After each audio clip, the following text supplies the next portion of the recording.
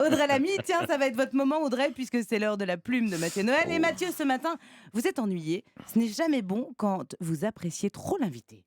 Et oui, Ouais, Alessandra, l'admiration est l'ennemi numéro 1 du chroniqueur satirique, HQ. ou disons l'ennemi numéro 2 juste après La bière. la bière, qui est aussi un sacré ennemi pour le chroniqueur. Mais l'admiration est aussi, elle renverse tout le... c'est pas de la bière. Elle s'en fout. Mais l'admiration est aussi quelque chose de très néfaste, ça ramollit la méchanceté qui est le cœur de mon métier. Oui, j'ai un faible pour Audrey Lamy. Oh.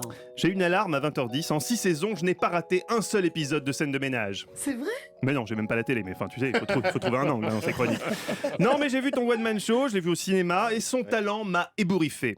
Qu'est-ce que c'est que ça? C'est un mot, Alessandra. Ça signifie que je l'adore, et le plus formidable, c'est qu'entre Audrey et moi, l'admiration est réciproque, puisqu'évidemment, Audrey me connaît. Ah non, pas du tout. Mais si, tu m'as vu hier, quand c'est à vous, souviens-toi. Non, j'ai fait une très belle chronique, hier, Audrey était assise juste à côté de moi, en plein dans mon nuage de phéromones. Mon corps, mes mots, tout ça l'a considérablement troublé. Durant la coupure pub, on s'est regardé. Face à l'évidence d'un tel coup de foudre, nous restions muets, pétrifiés par le désir. J'ai dit à Audrey, qu'est-ce qu'on fait? Elle m'a répondu, On fait l'amour. tu dis non. Non, un peu de décence, attendons au moins la fin de l'émission, insatiable tigresse. Bref, ce matin, vous comprendrez que c'est extrêmement compliqué pour moi de dire du mal de quelqu'un que dans l'intimité, j'appelle désormais Pipounette. Comme on s'aime beaucoup dans la vie. Non mais on dit pas trop non plus, nos conjoints va finir par croire qu'il y a vraiment un truc. Non, Pipounette est une actrice formidable, certainement la meilleure de sa génération, et je le dis en toute objectivité. Faut dire qu'avec Audrey, on avait tout pour s'entendre. Déjà, on a exactement le même âge. Le mercredi après-midi, après être rentré de l'école à l'arrière d'une 205 GTI sans ceinture, on regardait Pas de pitié pour les croissants. Notre grande question existentielle de l'époque était qui de Jackie ou Corbier va se prendre le seau d'eau sur la tronche. On priait pour que ce soit Jackie, qui avait de toute évidence très peu de contact avec l'eau. C'était l'époque des dessins animés japonais à 12 images par seconde et au doublage équivoque qui aiguisait déjà inconsciemment notre appétit sexuel. Il y a un monsieur avec un paquet. Maman, c'est pour qui le gros paquet? Le gros paquet? Quel gros paquet? Mais non.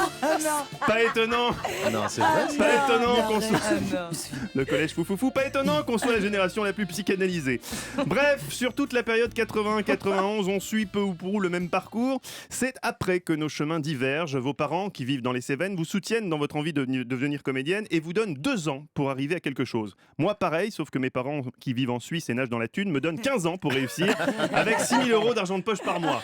Résultat, en 2 mois, vous êtes prise au Conservatoire national d'art dramatique, et moi, 12 ans plus tard, je suis toujours là avec ces 3 lumières, à applaudir des chroniques sur les pompiers. On aurait pu faire un clin d'œil à B.B. King. Oui, on aurait pu, mais on s'en fout, c'est pas le moment. Alors, non, c'est sûr, ce matin, Audrey, vous n'êtes pas trop dépaysée. Il y a en effet entre Scène de ménage et Petit dimanche entre amis des similitudes assez troublantes.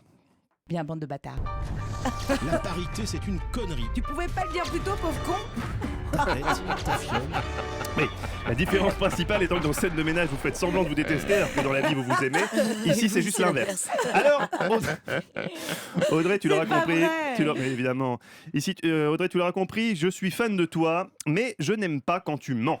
Bah voilà. Bah dis-le-moi simplement. Mais je te le dis, pauvre Picounette, je te le dis. Je n'aime pas quand tu mens en interview. Au hasard, TGV Magazine, mars 2013. J'ai une passion pour les granolas, les vrais, ceux au chocolat au lait. Ils me rendent dingue. Bouffer la boîte entière ne me fait pas peur. Excuse-moi Audrey, mais Ah, c'est toi d'une... t'es pépito. mais Non, parce c'est- qu'il y a une guerre entre granola et Non, pas du pépito. tout, pas du tout. C'est d'une grande malhonnêteté intellectuelle, quand on est gaulé comme Jane Fonda dans Barbarella, que de faire croire aux gens qu'on peut bouffer des boîtes de granola sans conséquence. Car le véritable effet d'une boîte de granola sur le corps humain est connu. Il est à ma gauche. Ladies and gentlemen, La tata. Moi, le j'étais fils, pépito. le effectivement. fils que même sur son lit de mort, Demis Roussos n'a jamais accepté de reconnaître. Emmanuel Maubert. Manu, Oh, le cœur des mères. Manu, dont par chance vous n'avez pas assisté à la pire chronique. C'était il y a 2 semaines. Il avait fait l'arbre musical, grand moment. C'est pas la musique jouée par des arbres. Et ça donne ça. Bah oui, c'est Ah, la intéressant, vache. arrête. Ah non. Mais ça, c'est du piano, tata.